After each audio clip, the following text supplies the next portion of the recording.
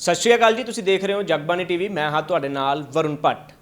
ਮੋਹਾਲੀ ਦੇ ਵਿੱਚ ਪੰਜਾਬ ਮੰਡੀ ਬੋਰਡ ਦਾ ਦਫ਼ਤਰ ਜਿੱਥੇ ਸਥਿਤ ਹੈ, ਉਸ ਦੇ ਨਾਲ ਹੀ 2014 ਦੇ ਵਿੱਚ ਇੱਕ ਏਸੀ ਮੰਡੀ ਬਣਾਈ ਜਾਂਦੀ ਹੈ, ਲੇਕਿਨ ਉਸ ਏਸੀ ਮੰਡੀ ਦਾ ਇਸਤੇਮਾਲ ਹੁਣ ਤੱਕ ਨਹੀਂ ਕੀਤਾ ਗਿਆ। ਇਸ ਤੋਂ ਇਲਾਵਾ ਜੇਕਰ ਪੰਜਾਬ ਮੰਡੀ ਬੋਰਡ ਦੀ ਗੱਲ ਕੀਤੀ ਜਾਵੇ ਰੈਵਨਿਊ ਕਮਾਉਣ ਦੀ, ਤਾਂ ਬਹੁਤ ਸਾਰੇ ਅਜਿਹੇ ਸੋਰਸਸ ਹਨ ਜਿਨ੍ਹਾਂ ਤੋਂ ਪੰਜਾਬ ਬੋਰਡ ਮੰਡੀ ਬੋਰਡ ਜਿਹੜਾ ਹੈਗਾ ਉਹ ਕਮਾ ਸਕਦਾ ਹੈਗਾ। ਸਾਡੇ ਨਾਲ ਖੁਦ ਚੇਅਰਮੈਨ ਹਰਚੰਦ ਸਿੰਘ ਬਰਸੜ ਜੀ ਮੌਜੂਦ ਹਨ, ਗੱਲਬਾਤ ਕਰਾਂਗੇ। ਬਰਸੜ ਜੀ, ਜਿਸ ਤਰੀਕੇ ਨਾਲ ਤੁਸੀਂ ਕਿਹਾ ਕਿ 1 ਅਪ੍ਰੈਲ ਤੋਂ ਹੁਣ ਕਣਕ ਦੀ ਖਰੀਦ ਸ਼ੁਰੂ ਹੋ ਜਾਵੇਗੀ, ਉਸ ਦੀਆਂ ਤਿਆਰੀਆਂ ਤੁਸੀਂ ਕਰ ਰਹੇ ਹੋ, ਇਸ ਤੋਂ ਇਲਾਵਾ ਕੀ ਕੁਝ ਕਮੀਆਂ ਤੁਹਾਨੂੰ ਲੱਗੀਆਂ ਪਿਛਲੀਆਂ ਸਰਕਾਰਾਂ ਦੇ ਵਿੱਚ? ਜਿਵੇਂ ਮੈਂ ਏਸੀ ਮੰਡੀ ਦਾ ਜ਼ਿਕਰ ਕੀਤਾ ਕਿ ਉਸ ਨੂੰ ਅਣਗੌਲਿਆਂ ਕੀਤਾ ਗਿਆ, ਰੈਸਟ ਹਾਊਸ ਹੋਣ ਜਾਂ ਪੰਜਾਬ ਮੰਡੀ ਬੋਰਡ ਦੀ ਬਹੁਤ ਸਾਰੀ ਅਜਿਹੀ ਪ੍ਰੋਪਰਟੀ ਹੈ ਜਿਸ ਦਾ ਯੂਜ਼ ਹੀ ਨਹੀਂ ਹੋ ਰਿਹਾ। ਤੁਹਾਨੂੰ ਹੁਣ ਮਹਿਸੂਸ ਹੋ ਰਿਹਾ ਕਿ ਜੇਕਰ ਇਸ ਦਾ ਆਪਾਂ ਸਹੀ ਢੰਗ ਨਾਲ ਇਸਤੇਮਾਲ ਕਰ ਲਈਏ, ਚਾਹੇ ਆਰਡੀਐਫ ਦਾ ਪੈਸਾ ਥੋੜੀ ਦੇਰੀ ਨਾਲ ਹੋਰ ਆ ਜਾਵੇ, ਪਰ ਮੰਡੀ ਬੋਰਡ ਆਪਣੇ ਪੈਰਾਂ ਤੇ ਖੜਾ ਹੋ ਜਾਵੇਗਾ? ਬਿਲਕੁਲ, ਮੈਂ ਪਹਿਲਾਂ ਤੁਹਾਨੂੰ ਦੱਸਿਆ ਕਿ ਇੱਕ ਬਹੁਤ ਹੀ ਇੰਟਰਨੈਸ਼ਨਲ ਲੈਵਲ ਦੀ ਮੰਡੀ, ਸਬਜ਼ੀ ਮੰਡੀ ਜਿਹੜੀ ਡਿਵੈਲਪ ਕੀਤੀ ਗਈ ਸੀਗੀ 2014 ਚ ਕੰਪਲੀਟ ਹੋ ਗਈ ਸੀ। ਉਸ ਸਮੇਂ ਉਹਦੇ ਤੇ 48 ਕਰੋੜ ਰੁਪਈਆ ਲੱਗਿਆ ਸੀ। 14 ਏਕੜ ਦੇ ਵਿੱਚ ਬਣੀ ਹੈ ਔਰ ਹਰ ਤਰ੍ਹਾਂ ਦੀਆਂ ਸਹੂਲਤਾਂ ਦੇ ਨਾਲ ਲੈਸ ਹੈ। ਈਵਨ ਡਿਸਪੈਂਸਰੀ ਦੀ ਜਗ੍ਹਾ ਵੀ ਉੱਥੇ ਰੱਖੀ ਗਈ ਹੈ। ਕੰਟੀਨ, ਡਿਸਪੈਂਸਰੀ, ਲੋਕਾਂ ਦੇ ਆਰਾਮ ਕਰਨ ਵਾਸਤੇ ਅੱਡ ਬਣੀ ਜਗ੍ਹਾ, ਰੈਸਟ ਹਾਊਸ, ਔਰ 129 ਏਸੀ ਦੁਕਾਨਾਂ ਨੇ ਆੜ੍ਹਤੀਆਂ ਦੇ ਵਾਸਤੇ। ਔਰ ਉੱਥੇ ਮਾਡਰਨ ਤਰੀਕੇ ਨਾਲ ਸਾਰੀ ਖਰੀਦ ਪਰਚੇਜ਼ ਕਰਨ ਦੇ ਤਰੀਕੇ ਬਣਾਉਣ ਵਾਸਤੇ ਮੰਡੀ ਬਣਾਈ ਗਈ ਸੀ। ਔਰ ਉਦੋਂ ਇਹ ਵੀ ਤਜਵੀਜ਼ ਸੀ ਵੀ ਇੱਥੋਂ ਸਬਜ਼ੀਆਂ ਐਕਸਪੋਰਟ ਕੀਤੀਆਂ ਜਾਇਆ ਕਰਨਗੀਆਂ। ਪਰੰਤੂ ਅਫਸੋਸ ਇਹ ਹੈ ਕਿ ਉਸ ਸਮੇਂ ਦੇ ਚੇਅਰਮੈਨ ਅਜਮੇਰ ਸਿੰਘ ਲੱਖੋਵਾਲ ਰਹੇ 3 ਸਾਲ ਮੰਡੀ ਬੋਰਡ ਦੇ। ਜਦੋਂ ਇਹ ਮੰਡੀ ਤਿਆਰ ਹੋ ਗਈ, ਕਿਸੇ ਨੇ ਉਸ ਮੰਡੀ ਦਾ ਜਾ ਕੇ ਲੋਕ ਵੀ ਨਹੀਂ ਖੋਲ੍ਹਿਆ ਕਿ ਉਸ ਮੰਡੀ ਦੇ ਵਿੱਚ ਕੋਈ ਐਕਟੀਵਿਟੀ ਹੋਵੇ। ਔਰ ਉਸ ਤੋਂ ਬਾਅਦ ਸਰਦਾਰ ਲਾਲ ਸਿੰਘ ਜੀ 5 ਸਾਲ ਚੇਅਰਮੈਨ ਰਹੇ। ਉਹ ਵੀ ਕਾਂਗਰਸ ਦੇ ਵੱਡੇ ਆਗੂ ਕਹਾਉਂਦੇ ਨੇ। ਲੱਖੋਵਾਲ ਸਾਹਿਬ ਤਾਂ ਕਹਿੰਦੇ ਨੇ ਕਿਸਾਨਾਂ ਦਾ ਮਸੀਹਾ ਹੀ ਮੈਂ ਆ। ਪਰੰਤੂ ਜਿਸ ਪ੍ਰੋਪਰਟੀ ਤੋਂ, ਜਿਹੜੀ ਕਿਸਾਨਾਂ ਦੀ ਪ੍ਰੋਪਰਟੀ ਹੈ, ਕਿਸਾਨਾਂ ਦੇ ਸੈਸ ਨਾਲ ਆਏ ਪੈਸੇ ਨਾਲ ਬਿਲਡ ਕੀਤੀ ਗਈ ਹੈ, ਉਹ ਤੋਂ ਕਰੋੜਾਂ ਰੁਪਏ ਦੀ ਆਮਦਨ ਆ ਸਕਦੀ ਸੀ, ਉਹਨੂੰ ਪ੍ਰਾਪਤ ਕਰਨ ਦੀ ਬਜਾਏ ਉਹਨਾਂ ਨੇ ਉੱਧਰ ਧਿਆਨ ਹੀ ਨਹੀਂ ਦਿੱਤਾ, ਜਿੰਦੇ ਲਾ ਕੇ ਕੋਲ ਦੀ ਲੰਘ ਜਾਂਦੇ ਰਹੇ। ਮੈਨੂੰ ਜਿਸ ਦਿਨ ਦਾ ਚਾਰਜ ਮਿਲਿਆ, ਮਾਨ ਸਾਹਿਬ ਦੇ ਪਿਆਰ ਸਤਿਕਾਰ ਨਾਲ ਜ਼ਿੰਮੇਵਾਰੀ ਮਿਲੀ ਹੈ, ਚਾਰਜ ਵੀ ਕਾਹਦਾ ਹੈ, ਮੈਂ ਉਸ ਜ਼ਿੰਮੇਵਾਰੀ ਨੂੰ ਪੰਜਾਬ ਦੇ ਲੋਕਾਂ ਦੇ ਭਲੇ ਵਾਸਤੇ ਸਮਝਦੇ ਹੋਏ ਮੈਂ ਉਹ ਮੰਡੀ ਖੁਲਵਾਈ ਹੈ। ਅਸੀਂ ਉਹਨੂੰ ਚਾਲੂ ਕਰਨ ਜਾ ਰਹੇ ਹਾਂ ਜਲਦ। ਉਹਦੇ ਵਾਸਤੇ ਟੈਂਡਰ ਹੁਣ ਕੀਤੇ ਨੇ ਅਸੀਂ। ਤੁਸੀਂ ਦੇਖੋ, ਪਹਿਲਾਂ ਯਤਨ ਨਹੀਂ ਹੋਏ ਕਿਸੇ ਤਰੀਕੇ ਨਾਲ, ਕਿਸੇ ਨੇ ਕੋਸ਼ਿਸ਼ ਨਹੀਂ ਕੀਤੀ ਕਿ ਮੰਡੀ ਨੂੰ। ਉਹਦੇ ਵਾਸਤੇ ਮੈਂ ਸਮਝ ਸਾਡੇ ਮੰਡੀ ਬੋਰਡ ਦੇ ਜਿੰਨੇ ਅਫਸਰ ਨੇ ਉਹ ਵੀ ਜ਼ਿੰਮੇਵਾਰ ਨੇ। ਚੇਅਰਮੈਨ ਸਾਹਿਬ ਸਭ ਤੋਂ ਵੱਧ ਜ਼ਿੰਮੇਵਾਰ ਨੇ, ਜਿਹਦੇ ਕੋਲ ਉਹਨਾਂ ਕੋਲ ਅਥਾਰਟੀ ਸੀਗੀ ਮੰਡੀ ਚਲਵਾਉਣ ਦੀ। ਉਹ ਕਿਸਾਨਾਂ ਦੇ ਨੁਮਾਇੰਦੇ ਬਣ ਕੇ ਉੱਥੇ ਗਏ ਸੀ। ਔਰ ਸਰਕਾਰਾਂ ਵੀ ਜ਼ਿੰਮੇਵਾਰ ਨੇ।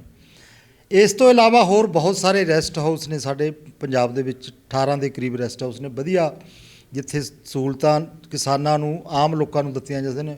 ਉਹਨਾਂ ਦਾ ਬੁਰਾ ਹਾਲ ਹੈ, ਉਹ ਵੀ ਅਸੀਂ ਠੀਕ ਕਰਨ ਜਾ ਰਹੇ ਹਾਂ।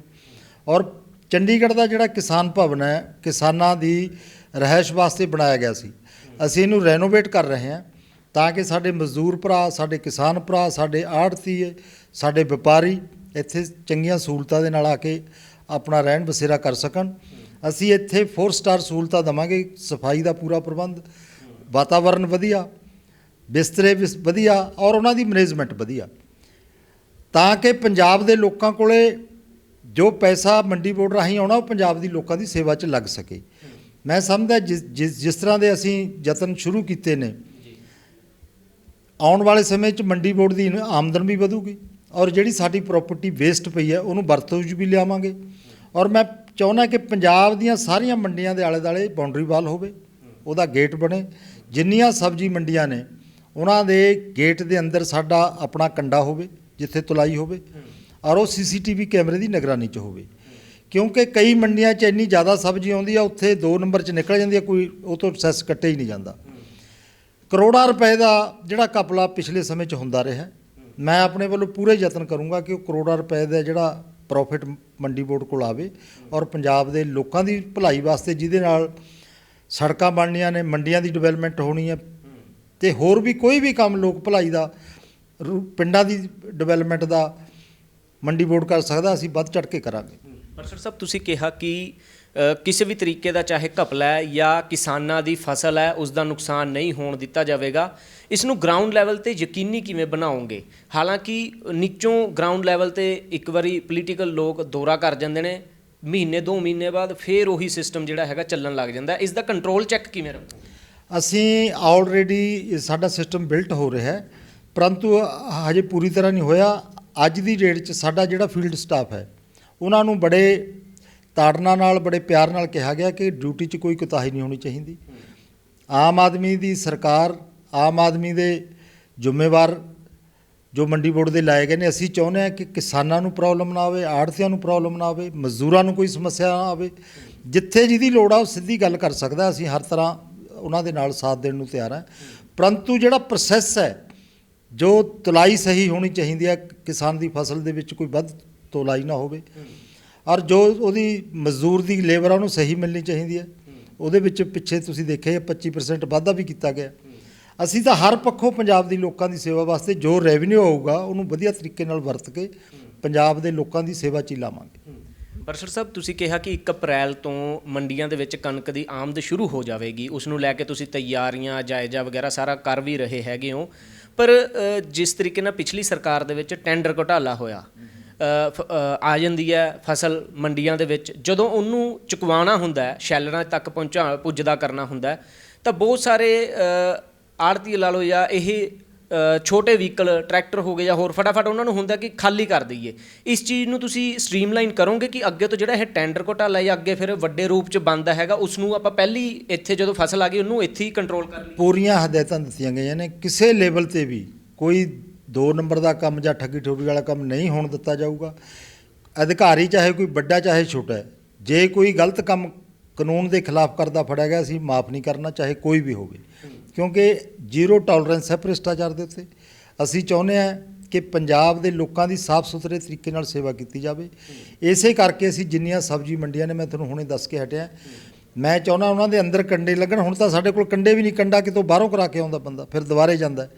ਅਸੀਂ ਚਾਹੁੰਦੇ ਹਾਂ ਉਹ ਕੈਮਰੇ ਲਾ ਕੇ ਉੱਥੇ ਉਹਦੀ ਨਿਗਰਾਨੀ ਹੋਵੇ, ਅਤੇ ਸੈਂਟਰਲੀ ਸਾਡਾ ਅਸੀਂ ਉਹਨੂੰ ਦੇਖਦੇ ਰਹਾਂਗੇ ਵੀ ਕੀ ਹੋ ਰਿਹਾ। ਆਟੋਮੈਟਿਕਲੀ ਅਸੀਂ ਆਉਣ ਵਾਲੇ ਦਿਨਾਂ 'ਚ ਇਹੋ ਜਿਹਾ ਸਿਸਟਮ ਡਿਵੈਲਪ ਕਰਨਾ ਚਾਹੁੰਦੇ ਹਾਂ ਕਿ ਸਾਡੇ ਕਿਸਾਨ ਵੀ ਖੁਸ਼ ਰਹਿਣ, ਮਜ਼ਦੂਰ ਵੀ ਖੁਸ਼ ਰਹਿਣ, ਵਪਾਰੀ ਵੀ ਖੁਸ਼ ਰਹਿਣ, ਆੜ੍ਹਤੀਏ ਵੀ ਖੁਸ਼ ਰਹਿਣ, ਅਤੇ ਹਰ ਵਰਗ ਜਿਹੜਾ ਕਿਸਾਨ ਫਸਲ ਵੇਚਣ ਆਉਂਦਾ ਉਹ ਵੀ ਖੁਸ਼ੀ ਨਾਲ ਜਾਵੇ। ਅਸੀਂ ਸੁਖਾਵਾਂ ਅਤੇ ਵਧੀਆ ਵਾਤਾਵਰਨ ਮੰਡੀਆਂ 'ਚ ਪੈਦਾ ਕਰਨਾ ਚਾਹੁੰਦੇ ਹਾਂ। ਔਰ ਮੰਡੀ ਦੀ ਬੋਰਡ ਦੀ ਆਮਦਨ ਵਧਾਉਣ ਵਾਸਤੇ ਮੈਂ ਸਰਵੇ ਕਰਾਇਆ, ਤਕਰੀਬਨ ਮੰਡੀ ਬੋਰਡ ਦੀਆਂ ਦੀਵਾਰਾਂ ਦੇ ਅੰਦਰਲੇ ਪਾਸੇ 63 ਕਿਲੋਮੀਟਰ ਦੀ ਲੈਂਥ ਬਣਦੀ ਹੈ, ਜਿਹੜੀਆਂ ਅਸੀਂ ਹੁਣ ਤੱਕ ਜਿਨ੍ਹਾਂ ਦੀ ਦੀਵਾਰਾਂ ਹੋਈਆਂ ਵੀਆਂ ਨੇ।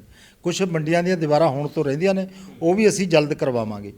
ਉਹਦੇ ਅੰਦਰ ਅਸੀਂ ਇਹੋ ਜਿਹੇ ਦਰਖਤ ਲਾਵਾਂਗੇ ਜਿਹੜੇ 15 ਸਾਲਾਂ ਬਾਅਦ ਕਰੋੜਾਂ ਰੁਪਏ ਦੀ, ਹਜ਼ਾਰਾਂ ਕਰੋੜਾਂ ਰੁਪਏ ਦੀ ਸਾਨੂੰ ਆਮਦਨ ਦੇਣ।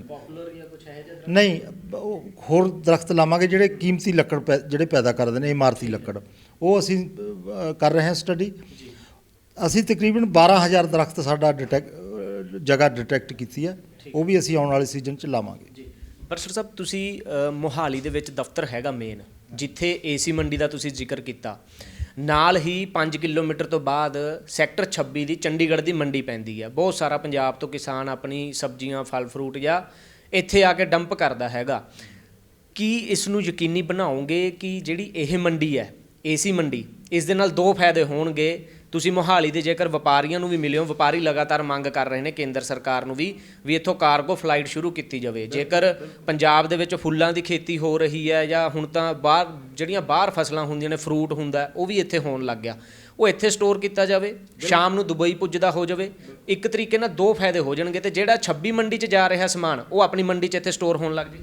ਸਾਡਾ ਮੇਨ ਪਰਪਸ ਇਹੀ ਸੀ, ਪਹਿਲਾਂ ਤਾਂ ਮੰਡੀ ਚਾਲੂ ਕਰੀ ਜਾਵੇ, ਉਸ ਤੋਂ ਬਾਅਦ ਮੈਂ ਸੋਚਦਾ ਕਿ ਇੱਥੇ ਫੁੱਲਾਂ ਦਾ ਵੀ ਹੱਬ ਬਣਾਇਆ ਜਾਵੇ। ਬਾਹਰਲੇ ਮੁਲਕਾਂ ਨੂੰ ਕਾਰਗੋ ਨੇੜੇ ਹੈ, ਅਸੀਂ ਕਾਰਗੋ ਰਾਹੀਂ ਭੇਜੇ ਜਾ ਸਕਣ, ਇਹ ਸਾਡੀ ਪਲੈਨਿੰਗ 'ਚ ਹੈ। ਪਰੰਤੂ ਫਿਲਹਾਲ ਪਹਿਲੀ ਪ੍ਰਾਇਓਰਟੀ ਇਹ ਹੈ ਕਿ ਮੰਡੀ ਨੂੰ ਚਾਲੂ ਕੀਤਾ ਜਾਵੇ। ਉਹਦੇ ਵਾਸਤੇ ਅਸੀਂ ਹਰ ਯਤਨ ਕਰ ਰਹੇ ਹਾਂ। ਸਾਡੇ ਅਫਸਰ ਸਾਹਿਬਾਨਾਂ ਦੀ ਡਿਊਟੀ ਲਾਈ ਗਈ ਹੈ, ਉਹਨਾਂ ਨੂੰ ਟਾਈਮ ਬਾਉਂਡ ਕੀਤਾ ਗਿਆ ਕਿ 15-15 ਦਿਨਾਂ ਦੇ ਵਿੱਚ ਰਿਪੋਰਟਾਂ ਦੇ ਕੇ ਇਹਨੂੰ ਜੈਸੇ ਵੀ ਹੋ ਸਕਦਾ ਚਾਲੂ ਕਰੋ। ਇੱਕ ਆਪਣੇ ਤੁਸੀਂ ਪ੍ਰੈਸ ਕਾਨਫਰੰਸ ਦੌਰਾਨ ਕਿਹਾ ਕਿ ਪੰਜਾਬ ਮੰਡੀ ਬੋਰਡ ਦੀਆਂ 60% ਅਜਿਹੀਆਂ ਪ੍ਰੋਪਰਟੀਜ਼ ਨੇ ਜਾਂ ਚੰਡੀਗੜ੍ਹ ਦੇ ਵਿੱਚ ਇਹੋ ਜਿਹੇ ਫਲੈਟ ਜਾਂ ਘਰ ਨੇ ਕਿ ਉਸ ਤੋਂ ਇਨਕਮ ਜਨਰੇਟ ਕਰਨ ਦੇ ਲਈ ਤੁਸੀਂ ਉਹ ਹੁਣ ਚਾਹੇ ਜਿਵੇਂ ਹੁਣ ਟੂ ਲੈਟ ਮੋਹਾਲੀ ਦੇ ਵਿੱਚ ਚੰਡੀਗੜ੍ਹ ਦੇ ਵਿੱਚ ਬਹੁਤ ਸਾਰਾ ਹੈਗਾ ਰੈਂਟ ਆਂਦਾ ਹੈਗਾ, ਕਿ ਉਸ ਨੂੰ ਤੁਸੀਂ ਰੈਂਟ ਆਊਟ ਕਰੋਗੇ? ਬਿਲਕੁਲ ਕਰਾਂਗੇ। ਜਿੰਨੇ ਵੀ ਸਾਡੇ ਮਕਾਨ ਖਾਲੀ ਪਏ ਨੇ, ਕਿਉਂਕਿ ਬੰਦ ਪਿਆ ਘਰ ਤਾਂ ਵੈਸੇ ਹੀ ਖਰਾਬ ਹੋ ਜਾਂਦਾ, ਉਹ ਹੁਣ ਅਸੀਂ ਖਲਵਾ ਕੇ ਉਹਨਾਂ ਦੀ ਸਫਾਈ ਸਫੂਈ ਕਰਾ ਕੇ ਉਹ ਵੀ ਅਸੀਂ ਕਿਰਾਏ ਤੇ ਦੇਵਾਂਗੇ, ਕਿਉਂਕਿ ਵੇਸਟ ਨਹੀਂ ਅਸੀਂ ਹੋਣ ਦੇਣਾ ਚਾਹੁੰਦੇ। ਜਿੰਨੀ ਵੀ ਸਾਡੀ ਪ੍ਰੋਪਰਟੀ ਹੈ, ਜਗ੍ਹਾ ਹੈ, ਚਾਹੇ ਕੋਈ ਥਾਂ ਹੈ, ਉੱਥੇ ਦਰਖਤ ਲਾਵਾਂਗੇ। ਮੇਰੀ ਤਾਂ ਇਸ ਤੋਂ ਅੱਗੇ ਹੋਰ ਵੀ ਬਹੁਤ ਵੱਡੀਆਂ ਪਲੈਨਿੰਗ ਹੈ ਕਿ ਜਿਹੜੇ ਸਬਜ਼ੀਆਂ ਮੰਡੀਆਂ ਵਰਤੀਆਂ ਜਾਂਦੀਆਂ ਨੇ, ਅਨਾਜ ਮੰਡੀਆਂ, ਉਹ 1 ਮਹੀਨਾ ਸਿਰਫ ਵਰਤੀ ਜਾਂਦੀ ਹੈ, ਹਾੜੀ ਸੌਣੀ ਦੇ ਸੀਜ਼ਨ। ਮੇਰੀ ਤਾਂ ਇਹ ਵੀ ਪਲੈਨਿੰਗ ਹੈ ਕਿ ਉਸ ਤੋਂ ਬਾਅਦ ਉਹਨਾਂ ਮੰਡੀਆਂ ਨੂੰ ਮੈਰਿਜ ਪੈਲੇਸਿਸ ਦੇ ਤੌਰ ਤੇ ਡਿਵੈਲਪ ਕਰਿਆ ਜਾਵੇ। ਕਮਿਊਨਿਟੀ ਹਾਲ ਬਣਾਉਣ ਦੀ ਪਲੈਨਿੰਗ ਚੱਲ ਰਹੀ ਹੈ ਉੱਥੇ? ਹਾਂਜੀ ਹਾਂ, ਉਹ ਵੀ ਅੰਡਰ ਪ੍ਰੋਸੈਸ ਹੈ, ਕਰਾਂਗੇ। ਉਹਦੇ ਸਰਵੇ ਕਰਾ ਰਿਹਾ ਮੈਂ ਕਿਵੇਂ ਕਿਵੇਂ ਹੋ ਸਕਦਾ। ਅਸੀਂ ਤਾਂ ਹਰ ਪੱਧਰ ਤੇ ਜੋ ਸਾਡੀ ਪ੍ਰਾਪਰਟੀ ਹੈ ਉਹਨੂੰ ਵਰਤੋਂ 'ਚ ਲਿਆਵਾਂਗੇ। ਉਸ ਤੋਂ ਇਲਾਵਾ ਮੈਂ ਤਾਂ ਇਹ ਵੀ ਚਾਹੁੰਦਾ ਕਿ ਮੰਡੀ ਬੋਰਡ ਦੇ ਕੰਪਲੈਕਸ ਦੇ ਵਿੱਚ ਸਾਡੀਆਂ ਸਰਕਾਰ ਦੀਆਂ ਜਿਹੜੀਆਂ ਜਿਵੇਂ ਵੇਰਕਾ ਦੇ ਪ੍ਰੋਡਕਟ ਨੇ, ਮਾਰਕਫੈੱਡ ਦੇ ਪ੍ਰੋਡਕਟ ਨੇ, ਐਗਰੋ ਪ੍ਰੋਡਕਟ ਨੇ, ਉਹਨਾਂ ਦੇ ਵੀ ਸਟੋਰ ਬਣਾਏ ਜਾਣ ਤਾਂ ਕਿ ਉਸ ਕਿਸਾਨ ਵੀ ਖਰੀਦ ਸਕਣ, ਲੋਕ ਮਜ਼ਦੂਰ ਵੀ ਖਰੀਦ ਸਕਣ। ਉਹ ਆਉਣ ਵਾਲੇ ਸਮੇਂ 'ਚ ਪਹਿਲਾਂ ਬੇਸਿਕ ਜਿਹੜੀਆਂ ਚੀਜ਼ਾਂ ਨੇ ਅਸੀਂ ਉਹ ਤਿਆਰ ਕਰ ਲਈਏ। ਉਸ ਤੋਂ ਬਾਅਦ ਮੰਡੀ ਬੋਰਡ ਨੂੰ ਮੈਂ ਵਿਸ਼ਵਾਸ ਨਾਲ ਕਹਿ ਸਕਦਾ ਕਿ ਜਿਸ ਤਰ੍ਹਾਂ ਸਾਡੀ ਪਲੈਨਿੰਗ ਹੈ ਕਿ ਆਉਣ ਵਾਲੇ ਸਮੇਂ 'ਚ ਮੰਡੀ ਬੋਰਡ ਦਾ ਅਸੀਂ ਕਾਇਆਕਲਪ ਕਰਾਂਗੇ। ਬਰਸਟ ਸਾਹਿਬ, ਕਿਰਾਇਆ ਕਿੰਨਾ ਕੁ ਹੋਏਗਾ ਤੇ ਇਹਦੇ ਪਿੱਛੇ ਮੈਨ ਪਾਵਰ, ਪੂਰਾ ਪੈਸਾ ਵੀ ਚਾਹੀਦਾ ਹੈਗਾ? ਜੇਕਰ ਜਿੰਨੀ ਪ੍ਰੋਪਰਟੀਆਂ ਪਈਆਂ ਉਹਨੂੰ ਰੈਨੋਵੇਟ ਕਰਾਉਣ ਦੇ ਲਈ ਆਲਰੇਡੀ ਆਰਡੀਐਫ ਫੰਡ ਜਿਹੜਾ ਹੈਗਾ ਆ ਨਹੀਂ ਰਿਹਾ, ਘਾਟੇ 'ਚ ਚੱਲ ਰਿਹਾ ਹੈਗਾ ਆਪਣਾ ਬੋਰਡ? ਦੇਖੋ, ਬੋਰਡ ਕੋਈ ਘਾਟੇ 'ਚ ਨਹੀਂ ਚੱਲ ਰਿਹਾ। ਪਹਿਲਾਂ ਤਾਂ ਮੈਂ ਸਪਸ਼ਟ ਕਰਨਾ ਚਾਹੁੰਦਾ, ਸਾਡੇ ਕੋਲੇ ਅੱਜ ਮੰਡੀ ਬੋਰਡ 'ਚ 60% ਤੋਂ ਵੱਧ ਅਸਾਮੀਆਂ ਵੀ ਖਾਲੀ ਪਈਆਂ ਨੇ। ਅਸੀਂ ਉਹ ਵੀ ਭਰਤੀ ਕਰਨ ਜਾ ਰਹੇ। ਮੈਂ ਕਹਿ ਦਿੱਤਾ ਕਿ ਸਾਰੇ ਰੈਗੂਲਰ ਭਰਤੀ ਕਰੋ ਤਾਂ ਕਿ ਲੋਕ ਭਰੋਸੇ ਦੇ ਨਾਲ ਸੇਵਾ ਕਰ ਸਕਣ। ਕਿਉਂਕਿ ਪਿਛਲੀ ਸਰਕਾਰ ਦੇ ਵਿੱਚ ਜਿਹੜੇ ਕਲਰਕ ਰੱਖੇ ਸੀ ਉਹ ਵੀ ਕੱਢ ਦਿੱਤੇ ਗਏ ਸੀ। ਨਹੀਂ, ਅਸੀਂ ਉਹ ਹੋਣਾ ਹੀ ਨਹੀਂ। ਅਸੀਂ ਚਾਹੁੰਦੇ ਹਾਂ ਇਸ ਸਿਸਟਮ ਨੂੰ ਪੱਕੇ ਪੈਰੀਂ ਚਲਾਈਏ। ਜਿਹੜਾ ਰੈਗੂਲਰ ਮੁਲਾਜ਼ਮ ਆ ਉਹਦਾ ਇੰਟਰਸਟ ਹੁੰਦਾ, ਉਹਨੇ ਆਪਣੀ ਜ਼ਿੰਮੇਵਾਰੀ ਸਮਝਣੀ ਹੁੰਦੀ ਹੈ, ਉਹਨੂੰ ਅਹਿਸਾਸ ਹੁੰਦਾ ਕਿ ਜੇ ਮੈਂ ਗਲਤੀ ਕਰੂੰ ਮੇਰੀ ਨੌਕਰੀ ਚਲੀ ਜਾਊ। ਇਸ ਕਰਕੇ ਮੈਂ ਚਾਹੁੰਦਾ ਇੱਥੇ ਹਰ ਪੱਧਰ ਤੇ, ਚਾਹੇ ਗੈਸਟ ਹਾਊਸ ਨੇ ਉੱਥੇ ਕੇਅਰ ਟੇਕਰ ਰੱਖਾਂਗੇ, ਜਿਹੜਾ ਹਰ ਪ੍ਰੋਫੈਸ਼ਨਲ ਸਾਨੂੰ ਕਿਤੋਂ ਸਲਾਹ ਲੈਣੀ ਪਈ ਉਹ ਵੀ ਲਵਾਂਗੇ, ਪਰੰਤੂ ਕਾਇਆਕਲਪ ਕਰਕੇ ਛੱਡਾਂਗੇ। ਉਹ ਸਵਾਲ ਆਨਸਰ ਦੇ ਦੇਵੋ, ਜਿਹੜਾ ਕਿਰਾਇਆ ਹੋਏਗਾ, ਜਿਹੜੇ ਤੁਸੀਂ ਰੈਂਟ ਆਊਟ ਕਰਨੇ ਆ, ਕਿਉਂਕਿ ਆਮ ਲੋਕਾਂ ਨੂੰ ਇਹਦੇ ਵਿੱਚ ਵੀ ਇੰਟਰਸਟ ਹੋਏਗਾ ਕਿ ਜਿਵੇਂ ਹੁਣ ਚੰਡੀਗੜ੍ਹ ਕਿਸਾਨ ਭਵਨ ਰੈਨੋਵੇਟ ਹੋ ਰਿਹਾ, ਕਿ ਕਿਰਾਇਆ ਵਾਜਬ ਹੋਵੇਗਾ? ਕਿਤੇ ਇਹ ਤਾਂ ਨਹੀਂ ਕਿ ਕਿਰਾਇਆ ਡਬਲ ਟ੍ਰਿਪਲ ਇੰਨਾ? ਨਹੀਂ, ਕਿਰਾਇਆ ਵਾਜਬ ਰੇਟਾਂ ਤੇ ਹੋਊਗਾ। ਜੋ ਮਾਰਕੀਟ ਰੇਟ ਹੈ ਉਹਦੇ ਨਾਲ ਥੋੜ੍ਹਾ ਮੋਟਾ ਘੱਟ ਹੀ ਰੱਖਾਂਗੇ ਤਾਂ ਕਿ ਲੋਕਾਂ ਨੂੰ, ਕਿਉਂਕਿ ਇਹ ਲੋਕਾਂ ਦੀ ਸਹੂਲਤ ਵਾਸਤੇ ਹੈ। ਅਸੀਂ ਕੋਈ ਵਪਾਰ ਨਹੀਂ ਕਰਨਾ, ਲੋੜਵੰਦਾਂ ਨੂੰ ਸਹੂਲਤ ਵੀ ਦੇਣੀ ਹੈ ਤੇ ਪਰੰਤੂ ਉਹਨੂੰ ਮੇਨਟੇਨ ਵੀ ਕਰਕੇ ਰੱਖਣਾ ਤਾਂ ਕਿ ਉਹਨੂੰ ਪ੍ਰੋਪਰ ਸਹੂਲਤਾਂ ਨਾਲ ਮੇਨਟੇਨ ਕਰੀਏ, ਮੁਫਤ ਦੇ ਨਾਂ 'ਤੇ ਐਵੇਂ ਖਰਾਬ ਨਾ ਕਰੀਏ। ਆਰਡੀਐਫ ਦਾ ਪੈਸਾ ਪਿਛਲੀ ਸਰਕਾਰ ਦੇ ਵਿੱਚ ਜਿਹੜਾ ਹੈਗਾ ਕਿਸਾਨਾਂ ਦਾ ਜਿਹੜਾ ਸੀਗਾ ਉਹ ਉਧਰ ਲਗਾ ਦਿੱਤਾ ਗਿਆ ਸੀਗਾ ਕਾਂਗਰਸ ਸਰਕਾਰ ਵੱਲੋਂ। ਤਾਂ ਹੁਣ ਤੁਸੀਂ ਆਰਡੀਐਫ ਫੰਡ ਨੂੰ ਲੈ ਕੇ, ਹਾਲਾਂਕਿ ਤੁਸੀਂ ਕਹਿੰਦੇ ਨਜ਼ਰ ਆ ਰਹੇ ਹੋ ਕਿ ਸੀਐਮ ਸਾਹਿਬ ਨੇ ਜਿੰਨਾ ਵੀ ਪ੍ਰੋਟੋਕੋਲ ਸੀ ਉਹ ਸਾਰੇ ਪੂਰੇ ਕਰ ਲਏ, ਤੁਹਾਨੂੰ ਲੱਗਦਾ ਕਿ ਹੁਣ ਜਲਦੀ ਤੋਂ ਜਲਦੀ ਕੇਂਦਰ ਸਰਕਾਰ ਕਰੇਗੀ ਰਿਲੀਜ਼? ਮੈਨੂੰ ਪੂਰੀ ਆਸ ਹੈ ਕਿ ਜਿਸ ਤਰ੍ਹਾਂ ਅਮਿਤ ਸ਼ਾਹ ਜੀ ਨੇ ਭਰੋਸਾ ਦਿਵਾਇਆ, ਜਲਦੀ ਸਾਡਾ ਫੰਡ ਆ ਜਾਊਗਾ। ਜੇ ਕੋਈ ਕਸਰ ਰਹੀ ਫਿਰ ਬੇਨਤੀ ਕਰਾਂਗੇ, ਕਿਉਂਕਿ ਪੰਜਾਬ ਦੇ ਲੋਕਾਂ 'ਚ ਬਹੁਤ ਰੋਸ ਹੈ ਇਸ ਗੱਲ ਦਾ ਵੀ ਆਮ ਆਦਮੀ ਪਾਰਟੀ ਨੂੰ ਤੰਗ ਪਰੇਸ਼ਾਨ ਕਰਨ ਵਾਸਤੇ ਇਹਨਾਂ ਦੇ ਫੰਡਾਂ 'ਤੇ ਰੋਕ ਲਾਈ ਜਾ ਰਹੀ ਹੈ। ਮੋਦੀ ਸਾਹਿਬ ਨੂੰ ਬੇਨਤੀ ਕਰਦੇ ਹਾਂ ਕਿ ਸਾਡੀ ਬੇਨਤੀ ਮੰਨ ਲੈਣ, ਉਸ ਤੋਂ ਬਾਅਦ ਫਿਰ ਕੋਈ ਸਰਕਾਰ ਫੈਸਲਾ ਲਿਖੂਗਾ ਆਪਣੇ ਤੌਰ 'ਤੇ। ਜੀ, ਬਹੁਤ ਬਹੁਤ ਸ਼ੁਕਰੀਆ ਸਾਡੇ ਨਾਲ ਗੱਲ ਕਰਨ ਲਈ। ਤਾਂ ਇਹ ਸਨ ਸਾਡੇ ਨਾਲ ਪੰਜਾਬ ਮੰਡੀ ਬੋਰਡ ਦੇ ਚੇਅਰਮੈਨ ਹਰਚੰਦ ਸਿੰਘ ਬਰਸਟ। ਸਾਫ਼ ਤੌਰ 'ਤੇ ਆਮ ਲੋਕਾਂ ਨੂੰ ਵੀ ਇਹ ਕਹਿੰਦੇ ਨਜ਼ਰ ਆ ਰਹੇ ਨੇ, ਕਿਸਾਨਾਂ ਦੇ ਨਾਲ ਕਿ ਪੰਜਾਬ ਮੰਡੀ ਬੋਰਡ ਦੀ ਜਿੰਨੀ ਵੀ ਪ੍ਰੋਪਰਟੀ ਹੈ, ਚਾਹੇ ਉਹ ਬਾਉਂਡਰੀ ਵਾਲ ਹੈ, ਉੱਥੇ ਪੇੜ ਲਗਾ ਕੇ ਪੈਸਾ ਜਿਹੜਾ ਹੈਗਾ ਕਮਾਇਆ ਜਾ ਸਕਦਾ ਹੈਗਾ। ਉਹ ਆਉਣ ਵਾਲੇ ਸਮੇਂ 'ਚ ਜਿੱਥੇ ਜਨਰੇਟ ਹੋਵੇਗਾ, ਜਿੰਨੇ ਵੀ ਪੰਜਾਬ ਮੰਡੀ ਬੋਰਡ ਦੇ ਗੈਸਟ ਹਾਊਸ ਹਨ ਜਾਂ ਫਿਰ ਇਹਨਾਂ ਦੀਆਂ ਪ੍ਰੋਪਰਟੀਆਂ ਜਿਹੜੀਆਂ ਪਈਆਂ ਨੇ, ਜਿਹੜੇ ਮਕਾਨ ਰੈਂਟ ਆਊਟ ਕੀਤੇ ਜਾ ਸਕਦੇ ਨੇ, ਉਹ ਪ੍ਰਾਈਵੇਟ ਲੋਕਾਂ ਨੂੰ ਵੀ ਰੈਂਟ ਆਊਟ ਕਰਨ 'ਤੇ ਵਿਚਾਰ ਸਰਕਾਰ ਕਰ ਰਹੀ ਹੈ। ਇੰਨਾ ਹੀ ਨਹੀਂ, ਜਿਹੜੀਆਂ ਹੋਰ ਮੰਡੀਆਂ ਹਨ ਉਹਨਾਂ ਦੇ ਵਿੱਚ ਕਮਿਊਨਿਟੀ ਹਾਲ ਬਣਾ ਕੇ ਉੱਥੇ ਛੋਟੇ ਫੰਕਸ਼ਨ, ਉਹਨਾਂ ਦੇ ਰਾਹੀਂ ਪੈਸਾ ਸਰਕਾਰ ਨੂੰ ਰੈਵਨਿਊ ਜਨਰੇਟ ਹੋਵੇ। ਤਾਂ ਬਹੁਤ ਵੱਡਾ ਪਲਾਨ ਹਰਚੰਦ ਸਿੰਘ ਬਰਸਟ ਹੋਣਾ ਨੇ ਤਿਆਰ ਕੀਤਾ ਹੈ। ਆਉਣ ਵਾਲੇ ਦਿਨਾਂ ਦੇ ਵਿੱਚ ਹੁਣ ਵੇਖਣਾ ਹੋਵੇਗਾ ਜਿਸ ਤਰੀਕੇ ਦੇ ਨਾਲ ਪੰਜਾਬ ਦੀ ਮੰਡੀਆਂ ਦਾ ਦੌਰਾ ਹਰਚੰਦ ਸਿੰਘ ਬਰਸਟ ਕਰਦੇ ਨਜ਼ਰ ਆ ਰਹੇ ਨੇ, ਤਾਂ ਜਿੱਥੇ ਖਾਮੀਆਂ ਨੇ ਉਹ ਸਾਰੀਆਂ ਰਿਪੋਰਟਾਂ ਤਿਆਰ ਕਰਕੇ ਮੁੱਖ ਮੰਤਰੀ ਤੱਕ ਪੁੱਜਦੀਆਂ ਕਰਦੇ ਨਜ਼ਰ ਆ ਰਹੇ ਨੇ। ਜਿੱਥੇ ਰਹੀ ਆਰਡੀਐਫ ਫੰਡ ਦੇ ਪੈਸੇ ਦੀ ਗੱਲ, ਤਾਂ ਉਹ ਵੀ ਫੰਡ ਜੇਕਰ ਪੰਜਾਬ ਸਰਕਾਰ ਨੂੰ, ਪੰਜਾਬ ਮੰਡੀ ਬੋਰਡ ਨੂੰ ਜੇਕਰ ਇਹ ਫੰਡ ਮਿਲ ਜਾਂਦਾ ਹੈ ਤਾਂ ਉਸ ਦੇ ਨਾਲ ਕੰਮ ਹੋਰ ਤੇਜ਼ੀ ਦੇ ਨਾਲ ਮੰਡੀ ਬੋਰਡ ਦਾ ਚੱਲੇਗਾ। ਪਰ ਨਾਲ ਹੀ ਹਰਚੰਦ ਸਿੰਘ ਬਰਸਟ ਕਿਸਾਨਾਂ ਦੇ ਲਈ ਇਹ ਵੀ ਖੁਸ਼ਖਬਰੀ ਲੈ ਕੇ ਆਏ ਹਨ ਕਿ ਉਹਨਾਂ ਨੂੰ ਹੁਣ ਚੰਡੀਗੜ੍ਹ ਦੀ 26 ਸੈਕਟਰ ਦੀ ਸਬਜ਼ੀ ਮੰਡੀ ਦੇ ਵਿੱਚ ਜਾਣ ਦੀ ਲੋੜ ਨਹੀਂ ਪਵੇਗੀ। ਤਕਰੀਬਨ ਅਗਲੇ ਮਹੀਨੇ ਤੋਂ ਪੰਜਾਬ ਦੇ ਵਿੱਚ ਮੋਹਾਲੀ ਦੇ ਵਿੱਚ ਜਿਹੜੀ ਏਸੀ ਮੰਡੀ ਹੈ ਉੱਥੇ ਹੀ ਕਿਸਾਨਾਂ ਨੂੰ ਬਹੁਤ ਵੱਡੇ ਪੱਧਰ ਤੇ ਸੁਵਿਧਾਵਾਂ ਜਿਹੜੀਆਂ ਹਨ ਉਹ ਮਿਲਣਗੀਆਂ। ਚੰਡੀਗੜ੍ਹ ਤੋਂ ਵੀਡੀਓ ਜਰਨਲਿਸਟ ਹਰਜਿੰਦਰ ਸਿੰਘ ਨਾਲ ਜਗਬਾਣੀ ਲਈ ਵਰੁਣ ਭੱਟ।